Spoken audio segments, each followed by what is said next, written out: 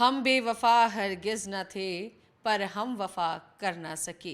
राजनीति के इस दलदल में राजनीति के इस दलदल में हम अपने दिल की कह ना सके, जो करना चाहते थे वो कर ना सके। तो भाई राजस्थान की राजनीति में एक बार फिर से बड़ी उथल पुथल हो चुकी है, यानी कि कांग्रेस के 32 नेताओं ने इस वक्त बीजेपी का दामन थाम लिया है। भारतीय जनता पार्टी के लिए खुशी का माहौल है, जश्न का माहौल है। 32 नेताओं ने कमल का हाथ थाम लिया है और कांग्रेस पार्टी को एक बड़ा झटका दे दिया है, जिसके चलते ऐसे बहुत से नेता हैं, ऐसे बहुत से बड़े नाम हैं जिन्होंने कमल का हाथ थाम लिया है और आज अपने दिल का दर्द जो है बयां करते हुए नजर आए हैं। आपको बता दें कि सीपी जोशी यानी भारतीय जनता पार्टी के प्रदेश अध्यक्ष और वर्तमान मुख्यमंत्री भजनलाल शर्मा की मौजूदगी में कमल का हाथ थामा है कांग्रेस के 32 नेताओं ने और एक बड़ा झटका कांग्रेस पार्टी को आने वाले लोकसभा चुनावों से पहले दे डाला है। अब लोकसभा चुनाव नजदीक है, कहां तो भारतीय जनता पार्टी 25 की 25 सीटें अंदर लाने की बात कर रही है, लेकिन दूसरी तरफ कांग्रेस पार्टी के महकमे में कहीं ना कहीं इस बार थोड़ा अब उदासी का माहौल देखने को मिलेगा और कांग्रेस पार्टी एक बार फिर से निराश होती हुई नजर आ रही है, क्योंकि एक पहला झटका पहले ही मिल चुका है। महेंद्रजीत सिंह मालविया ने डूंगरपुर से पहले कमल का हाथ थाम लिया था, ज्योति मिर्धा जो है कमल का हाथ थाम चुकी हैं, लेकिन अब एक साथ 32 नेताओं का कमल का हाथ थामना कांग्रेस के लिए किसी बड़े झटके से कम नहीं है।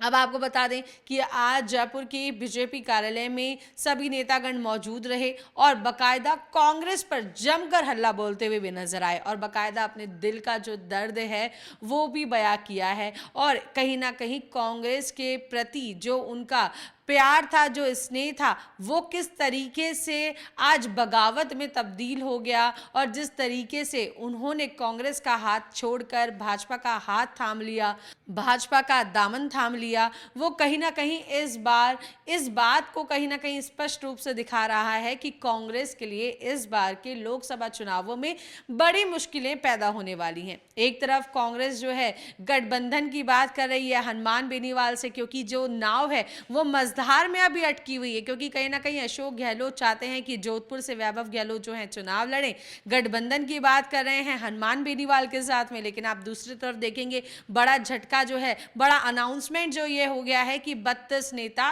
एक साथ जो हैं अब बीजेपी का दामन थाम चुके हैं और बीजेपी के साथ मिलकर मोदी के विजन पर काम करने की बात कर रहे हैं। तो उन बड़े नेताओं में किन किन लोगों के नाम हैं उस पर एक बार बात कर लेते हैं कि भाई देखिए, राजेंद्र यादव की बात करें या फिर लालचंद्र कटारिया की बात करें या फिर मैं बात करूं रिचपाल मिर्धा की, इन सभी बड़े दिग्गज नेताओं ने बीजेपी का दामन थाम लिया है। तो एक बार विस्तृत में थोड़ा चर्चा कर लेते हैं कि लालचंद कटारिया, राजेंद्र यादव, रिचपाल मिर्धा, खिलाड़ी लाल बैरवा, इन सभी नेताओं ने बीजेपी का दामन थामा है और सबसे बड़ी बात है कमल को थाम लिया है। अब सबके अपने अपने बयान भी सामने आए हैं, तो सबसे बड़ी जो अहम बात जो आज के दिन निकल के आई है वो ये है कि खिलाड़ी लाल बैरवा ने कांग्रेस पर जमकर प्रहार बोला है और बकायदा उन्होंने ये भी कहा है कि गहलोत यानी कि पूर्व मुख्यमंत्री अशोक गहलोत की मैं बात कर रही हूं, अशोक गहलोत SC ST को गुलाम समझते थे, उन पर फोकस नहीं किया जाता था। अब भारतीय जनता पार्टी जो है विशेषकर रूप से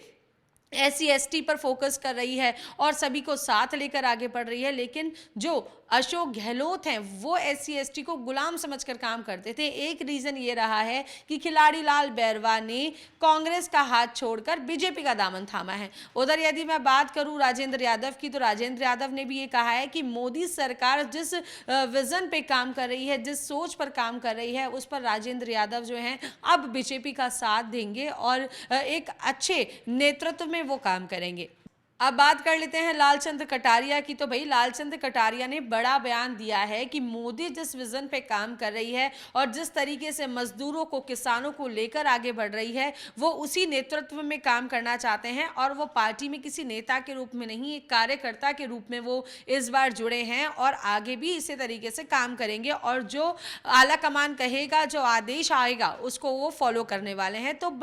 एक बड़ा फैसला और एक बड़ा झटका कांग्रेस पार्टी को इस बार देखने को मिला है और कहीं ना कहीं लोकसभा चुनावों में इसका असर जो है कांग्रेस पार्टी को झेलना पड़ सकता है, क्योंकि कांग्रेस के लिए एक साथ 32 नेताओं का बीजेपी का दामन थामना, और जिसमें आप देखेंगे कि महेंद्र सिंह मालविया और ज्योति मिर्धा तो पहले ही कांग्रेस का हाथ छोड़कर बीजेपी का दामन थाम चुके हैं। सबके अपनी अपनी बातें निकलकर सामने आई हैं। और अगर मैं मुख्यमंत्री भजनलाल शर्मा की बात करूं या मैं सीपी जोशी की बात करूं, आज दोनों ने अपनी इसको जीत बताया है और लोकसभा चुनावों का जो बिगुल है, जो जीत का बिगुल है, वो उन्होंने एक तरीके से आज ही बजा दिया है। क्योंकि कांग्रेस से जो प्रतिस्पर्धा रही है, कांग्रेस के 32 नेता एक साथ आज भारतीय जनता पार्टी में जुड़ गए हैं, तो भारतीय जनता पार्टी के लिए बड़ी जीत है। इसी कड़ी में आपको बता दूं कि सीपी जोशी ने अपना बयान दिया और उन्होंने बकायदा ये कहा है कि प्रधानमंत्री नरेंद्र मोदी को इस बार 25 मालाएं पहनाएंगे। यानी लोकसभा चुनाव है, 25 की 25 सीटें बीजेपी के पाले में आने की बात हो रही है,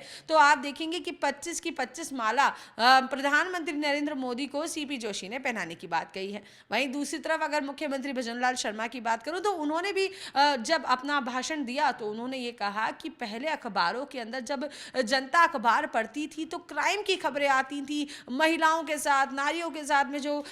जिस तरीके की घिनौनी हरकतें होती थी और जिस तरीके से क्राइम रेट बढ़ रही थी, तो लोगों को अखबार पढ़ते समय उनकी आंखों में आंसू हुआ करते थे। लेकिन जब से भारतीय जनता पार्टी ने बागडोर संभाली है, तब से जनता जो है खुशी के साथ में अखबार पढ़ रही है और उन्हें कुछ ना कुछ दिलचस्प उनके हित का जो है जनता को अब मिलने लगा है। तो भजनलाल सरकार जिस तरीके से काम कर रही है, जिस तरीके से आगे बढ़ रही है, उस पर उन्होंने बात की है और साथ ही साथ उन्होंने ये भी कहा है कि भजनलाल सरकार के कामों का ब्यौरा भी वो बाकायदा जनता के बीच में समय समय पर लाते रहेगी। अब सबसे बड़ी बात ये देखिए कि जिस तरीके से अशोक गहलोत तैयारियों में लगे थे, तो झटका तो बड़ा मिल चुका है कांग्रेस को। अब आप चाहे स्क्रीनिंग कमेटी की बैठक हो, हालांकि अभी कांग्रेस ने अपने प्रत्याशियों की सूची जारी नहीं करी है, अब नागौर से हनुमान बेनीवाल को सीट देने की बात कर रहे हैं, लेकिन जो झटका अभी मिला है उसको कांग्रेस कैसे पचाएगी, ये काम सोचने का केवल कांग्रेस वासियों का ही हो सकता है, क्योंकि हम इस पर किसी प्रकार की जो है अपनी टिप्पणी नहीं दे पाएंगे। लेकिन कांग्रेस इसके बैकअप में क्या अपनी तैयारियां कर रही हैं, ये तो केवल कांग्रेस से जुड़े जो वरिष्ठ नेता हैं, जो लोग हैं और जो आला कमान है, वो ही इस पे निर्णय ले सकता है।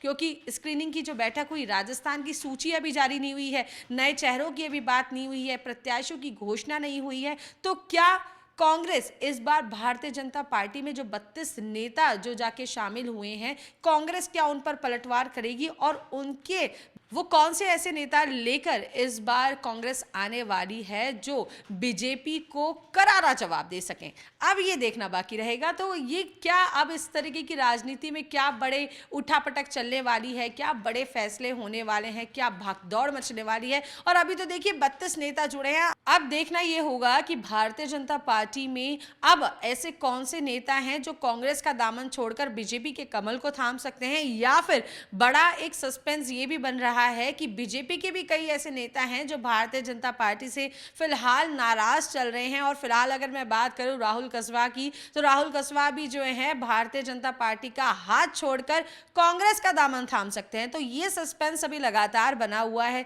ये खुलासा अभी होना बाकी है, क्योंकि देखिए पार्टियों में अदला बदली का जो दौर है और राजनीति का अभी ये जो फिलहाल जो घमासान जो अभी जारी है, इसका फैसला तो अभी आने वाले चुनावों में हो पाएगा कि कौन इधर आ रहा है, कौन उधर जा रहा है और कौन अपने हाथ में इस बार जीत का झंडा लेकर राजस्थान में परचम फहराएगा। तब तक के लिए देखते रहिए पंजाब केसरी, मेरे यानी लीजा के साथ में। नमस्कार।